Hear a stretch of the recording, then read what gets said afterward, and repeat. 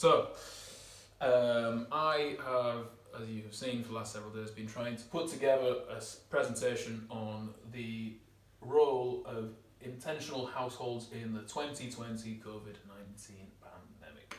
And so, I'd like to call this Bringing the Community Along, because there'll be three main aspects to this presentation.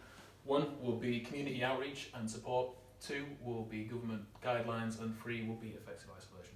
So main focus of this will be bringing the community with us and inspiring them to take the actions which will lead to the biggest preservation of life during this. But I'll also go over what the government has actually said and what the actual government recommendations are and how they play out in effectively conducting household isolation. So the goal is to flatten the curve. So this graph represents the spike in cases due to the disease, and this line represents the capacity of the health system. As we can see, if it rises rapidly, it will quickly overwhelm the healthcare system. If we can slow the rate of rise, it'll go on for longer, but it will never go over this line, which means we will save lives. Every little step that's underneath that line is a potential life saved, and that is why we need to adopt these behaviours as quickly as possible, because as the graphs will show in a moment, if we act now, we will see the consequences of that in 30 days. So first, let's watch a little video to show how our behaviours can affect the community. Oops. There we go. If you've learned a lot about leadership and making a movement, then let's watch a movement happen start to finish in under 3 minutes and dissect some lessons. First, of course, a leader needs the guts to stand alone and look ridiculous. But what he's doing is so simple, it's almost instructional. This is key. You must be easy to follow. Now here comes the first follower with a crucial role. He publicly shows everyone else how to follow. Notice how the leader embraces him as an equal. So it's not about the leader anymore, it's about them, plural. Notice how he's calling to his friends to join in. So it takes guts to be a first follower. You stand out and you brave ridicule yourself. Being a first follower is an underappreciated form of leadership. The first follower transforms a lone nut into a leader. If the leader is the flint, the first follower is the spark that really makes the fire. Now here's the second follower. This is a turning point. It's proof the first has done well. Now it's not a lone nut and it's not two nuts. 3 is a crowd and a crowd is news. A movement must be public. Make sure outsiders see more than just the leader. Everyone needs to see the followers because new followers emulate followers, not the leader. Now here come 2 more people, then 3 more immediately. Now we've got momentum. This is the tipping point, and now we have a movement. As more people jump in, it's no longer risky. If they were on the fence before, there's no reason not to join in now. They won't stand out, they won't be ridiculed, and they will be part of the in crowd if they hurry. And over the next minute, you'll see the rest who prefer to stay part of the crowd, because eventually they'd be ridiculed for not joining. And ladies and gentlemen, that is how a movement is made. So let's recap what we've learned. If you are a version of the shirtless dancing guy, all alone, remember the importance of nurturing your first few followers as equals, making everything clearly about the movement, not you. Be public, be easy to follow. But the biggest lesson here, did you catch it? Leadership is overglorified. Yes, it started with the shirtless guy, and he'll get all the credit, but you saw what really happened. It was the first follower that transformed a lone nut into a leader. There's no movement without the first follower. See, we're told that we all need to be leaders, but that would be really ineffective. The best way to make a movement, if you really care, is to courageously follow and show others how to follow. When you find a lone nut doing something great, have the guts to be the first person to stand up and join in.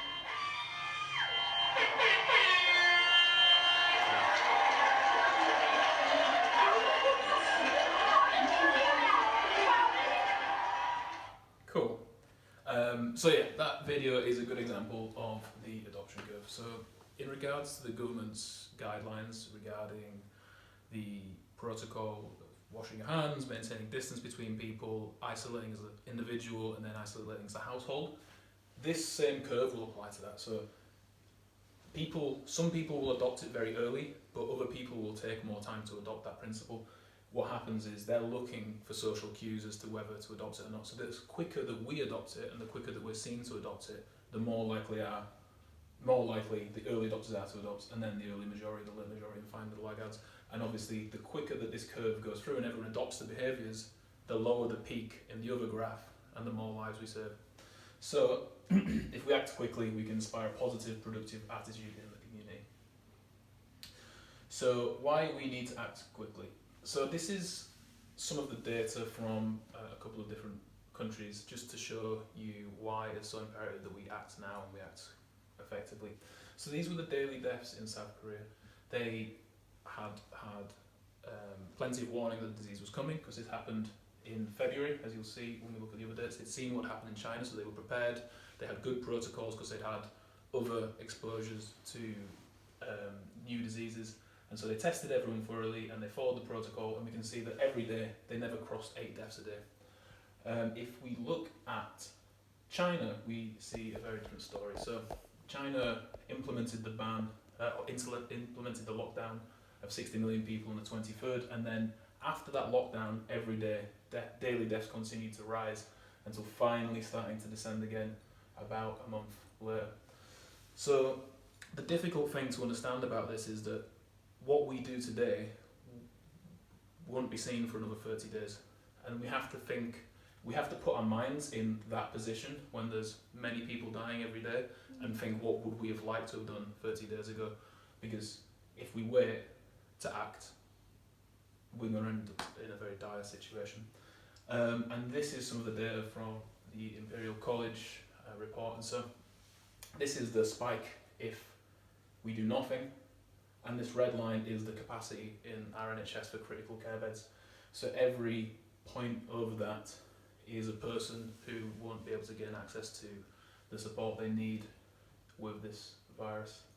So you can see if we do nothing, it's at the highest, closing schools and universities, isolating individual cases, and here we have all of those things and also following the social isolation protocols.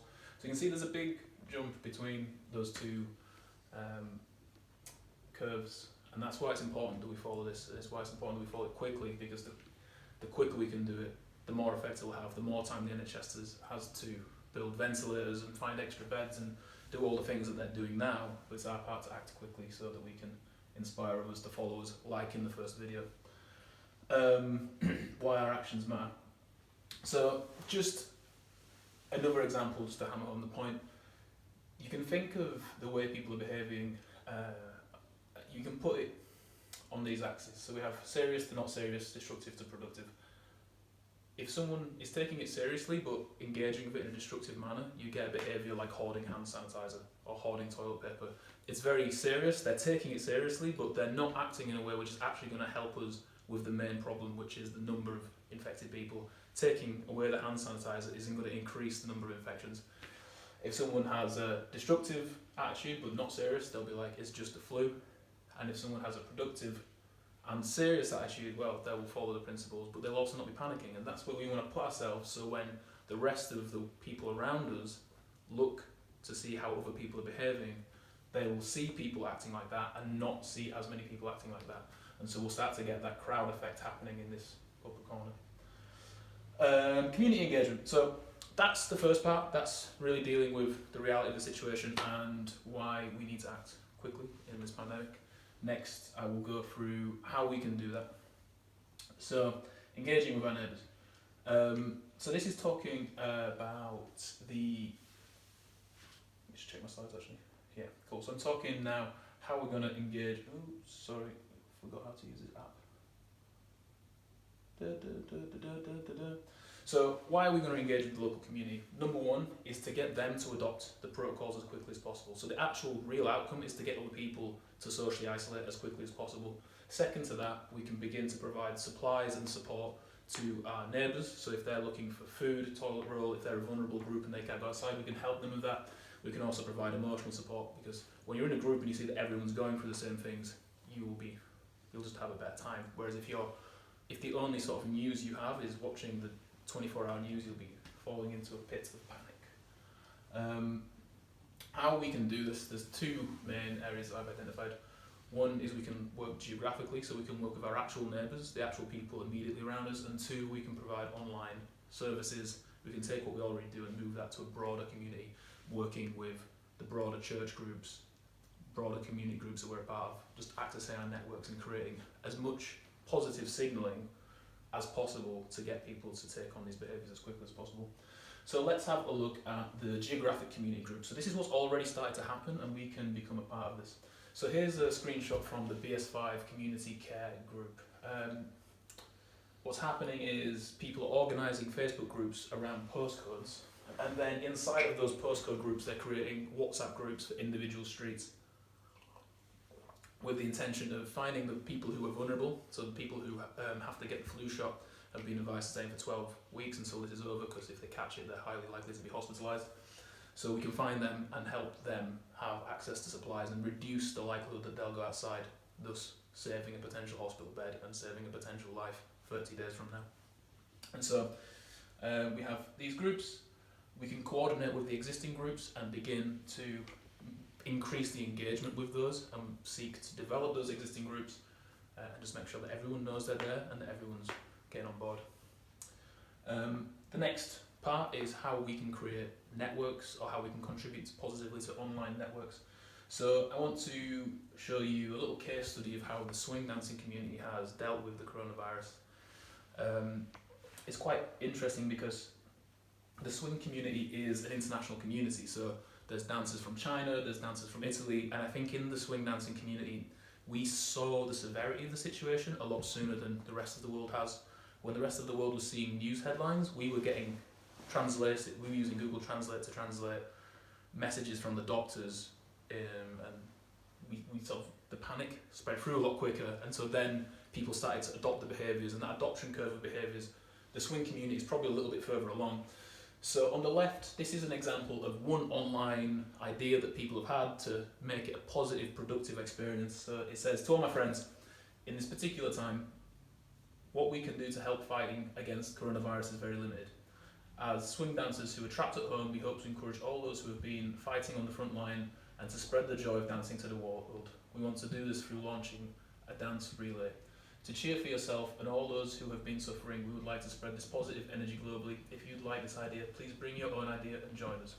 How to join? Step 1, introduce yourself in the beginning of the video, and basically, as you'll see, I'll show one of the videos, you tag someone in it, you do a little thing, and then you tag someone in it, and it goes around the community. And then there's a sense of engagement, there's a sense of community, and it reduces isolation, and again, puts the activities that people are seeing in that positive, productive cycle. I've just had my Google Slides app disconnect from the TV, so bear with me 2 seconds, I'm going to have to move back through.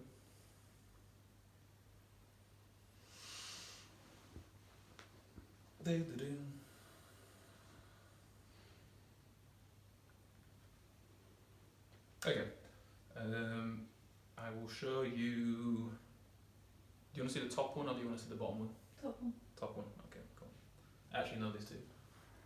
Hello, this is Nachi, and this is Laura from Milan, and this is our clinic day.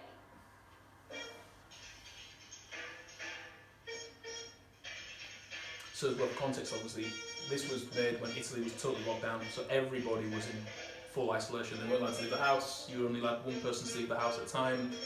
And this was what the Italians were doing to keep everyone positive and keep things good during that time.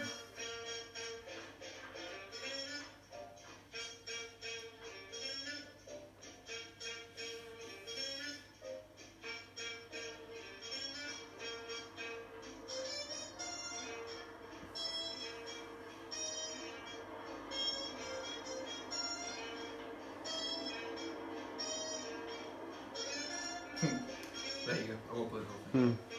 So that's one idea. Other ideas are musicians have been performing like gigs and asking for donations and things like that, because obviously all of their gigs have been cancelled, but also, you know, trying to keep some of the things that make life good, stop them from stopping altogether and just moving them into the new domain of online. So the question is, what can we create? with the events and the services that we provide with our skills for our community, especially via the church. How can we take those online, and how can we make those things accessible to people who maybe aren't as digitally literate as some of us? So, you know, thinking of the elderly, thinking of the vulnerable. If all people have access to is traditional news, it can paint a very bleak picture. So this kind of stuff can really help in keeping people in that productive, positive area of the graph, which means they're more likely to stay indoors and not spread the virus. Which, and as we saw from that first graph, everybody who goes to hospital is going to really count in this situation that's coming up. So moving on to the next section is effective isolation. I can't play this video because I can't skip through the video to the part I wanted to show it, but maybe I can put it in later. But basically in the video, this is where he talks about the difference between an individual 7-day isolation and the 14-day isolation, and they say that the 7-day isolation is for one person to go through their most contagious part of the disease, and then the second 7 days on a household isolation is for everyone else to then have time to develop symptoms. So the reason it's 14 days is for one person to go through it and for everyone else to have a chance to become symptomatic. We'll go through the NHS guidelines now, just to establish what the actual government guidelines are on this. And hopefully that'll make it a bit clearer. So, staying at home can help stop coronavirus spreading. So if you have symptoms, or you live with someone who does, you should stay at home. And that means not going to work, school or public areas, not using public transport or taxis, not having visitors around, such as friends and family, not going out to buy food or collect medicine, so order them by phone or have someone drop them off. How long to stay at home? If you have symptoms of coronavirus, you'll need to stay home for 7 days. After 7 days, if you do not have a high temperature, you do not need to stay at home. If you still have a high temperature, stay at home until your temperature returns to normal. You do not need to stay at home if you just have a cough after 7 days. A cough can last several weeks after the infection has gone. If you live with someone who has symptoms, you will need to stay at home for 14 days from the day their symptoms started. This is because it can take 14 days for the symptoms to appear. If more than one person at home has symptoms, stay at home for 14 days from the day the first person started having symptoms. If you get symptoms, stay at home for 7 days from when your symptoms start, even if that means you're at home for longer than 14 days. If you do not get symptoms, you can stop staying at home after 14 days. So with this, the better we can follow that, the more we can inspire other people to follow it appropriately. I think I won't go over it too much because we can discuss it afterwards, but it's basically saying from the day one person gets it, stay in for 14 days. If you get symptoms, stay in until your fever's gone. This next section is regarding how to handle the isolation internally. So on the left we have what to do if there's a vulnerable person in the house, and on the right we have what to do if there isn't a vulnerable person in the house. So we in this house don't have a vulnerable person. So for how it would play out for us is different from if there was someone in the house who was asthmatic or something else. But just to start with what to do if you have a vulnerable person. So it says, try to keep 2 meters away, avoid using shared spaces, open windows in shared spaces if you can, clean a shared bathroom after each time you use it, and use a dishwasher if you have one. Don't share a bed and don't share towels. This section is the section of advice for people who are not with a vulnerable person. So while staying at home, you should wash your hands with soap and water often, use hand sanitizing gel and soap if you don't have soap, use hand sanitizer gel if soap and water aren't available, cover your mouth and nose with a tissue or your sleeve, put used tissues in the bin straight away, clean objects and surfaces, and then it just goes through how to do laundry. The thing that I think is important to note between these two topics is it only says to avoid being in the same room as a person if there's a vulnerable person in the house. So if there's a vulnerable person in the house, use different rooms. If you are not vulnerable, then it doesn't advise you to stay in a different room to them. So how you want to handle that, obviously there's common sense to it. If with any illness, if somebody is coughing and sneezing out of a fever, they're probably not going to want to eat at the same time as other people, but we don't have to force people into an individual social isolation in a community house. This last one has their advice on what to do if you are the ill person. I'll leave that for people to read. It's pretty common sense stuff. The main thing on this is ibuprofen. So it's not understood medically, scientifically yet, but there's been a correlation between ibuprofen in the system and hospitalisation. So they're now advising, don't take ibuprofen if you have symptoms, take paracetamol instead. So, effective isolation, 14 days as a household, 7 days for the initial person, 7 days for the rest of the people to go through the most contagious stage and display symptoms. Do's, you are allowed to leave the house, you can get exercise, but don't go into an indoor space with anyone else. Do maintain routine, do eat together, and continue working. And 3, stay positive, set long-term goals and focus on the big picture. And then the don'ts, enter enclosed spaces with other people, that means not in the household, and don't invite people in the house. So an important thing to remember is that 80% of all people who catch coronavirus, COVID-19, it will be a mild illness. It's not, you don't have to worry about catching it. Catching it isn't the problem. The problem is the speed with which it's going to spread through society, thus going back to that first curve. So we need to be aware of, the point is to adopt the behaviours and slow down the spread, not necessarily to worry about the disease itself. Here's some ideas Harry and I came up with. So during the 14-day period, we would allocate this living room as a quiet room between 9 to 5. So it'd be library rules. You can still talk in here, but it'd be a quiet space. If you're working on stuff or you're reading a book, your main focus is on the thing you're doing. The kitchen would be a regular social space. You can still work in there if you want to work in there, if you're working from home, but just expect people to be in there talking, making food and doing normal things. And we've set aside bathroom 1 in this for the symptomatic, although we can discuss that and change that. Next section is just on emotional preparation, because going by the statistics, it's probably going to last around 3 months, possibly longer, but there's going to be a lot. This is going to be a marathon. So this graph is a change curve, and it basically shows some of the ways that people emotionally react to a change, a big change. And the beginning is denial, then you blame others, blame yourself, you go through doubt, uncertainty and confusion, then acceptance, and then you can get into the problem solving aspect. Most people are going to go through something similar to this, and the quicker we as community members can get through that, the quicker we can get to the problem solving phase. So it's worth being aware of your own emotions and doing the emotional processing, recognising where you are on that spectrum of productive versus destructive, serious, not serious, because you're going to have to work through it to get to a point where you can engage with the scale of it. Like a pandemic of this size only comes around once every 100 years. Our grandparents haven't lived through anything like this. Our parents haven't lived through anything like this. We haven't lived through anything like this. And so trying to understand how you feel about it, it's just going to be difficult for everyone. And then I think to remember, when you're talking to other people who are going through the process, they're going to be their own point on this process, and not trying to get people to move to where you are, but just trying to help them process what the realities of the situation are so they can get through it as quickly as possible will be good to bear in mind. How to stay sane. This section is still to be developed, and we can open this up to discussion now, but I think the main thing is to plan the journey. So when we have those 14 days ahead of us where we're not leaving the house for any reason other than emergencies, let's set milestones, let's set things that we can look forward to, let's agree on maybe having a Netflix series that we can watch, having prayer and worship sessions in the morning, committing to workouts, committing to these kinds of things, and holding each other accountable, because the better we do it, the better we can inspire everyone else to do it. And that wraps up my presentation on the 2020 pandemic. Thank you all for attending. There you go.